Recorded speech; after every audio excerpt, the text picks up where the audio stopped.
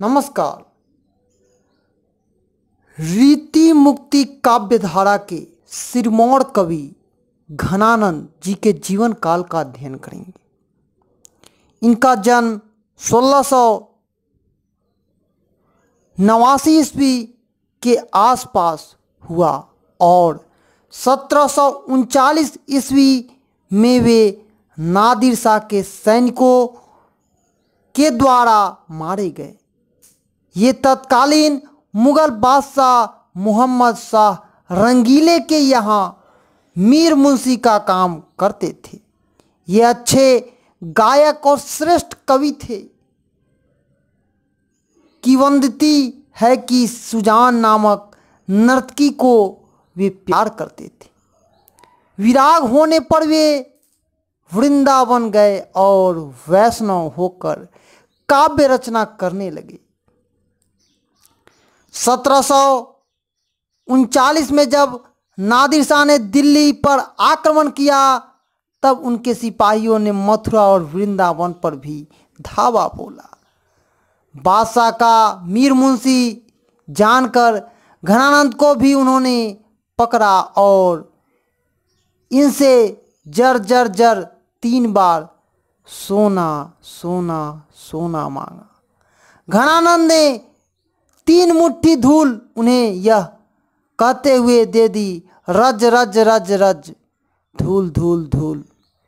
इस पर क्रुद्ध होकर सिपाहियों ने इनका वध कर दिया। घनानंद प्रेम की पीर के कवि हैं। उनकी कविताओं में प्रेम की पीड़ा, मस्ती और वियोग सब कुछ है।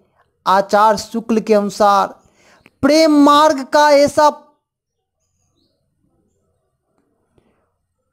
प्रवीण और धीर पथिक तथा जबादी का ऐसा दावा करने वाला ब्रज भाषा का दूसरा कवि नहीं हुआ।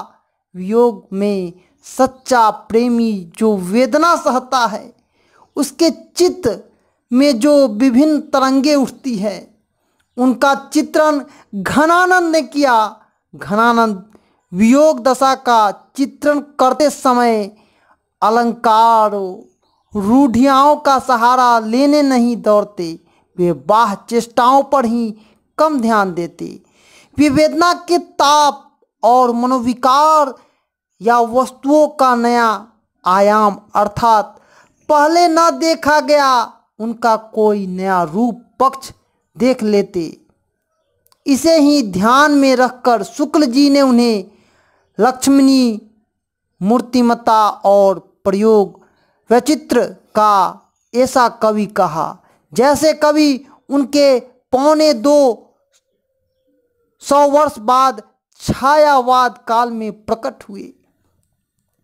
घनानंद की भाषा परिष्कृत और बड़ी ही मार्मिक थी।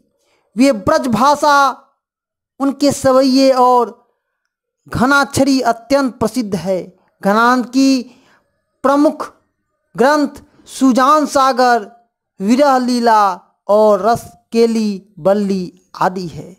आज हम लोग रीति मुक्ति काव्य धारा के सिरमौर कवि घनानंद जी के जीवन काल का अध्ययन कर रहे थे। यह वीडियो आप न्यू एजुकेशन पॉइंट के तरफ से देख रहे हैं। धन्यवाद। जय हिंद, जय भारत।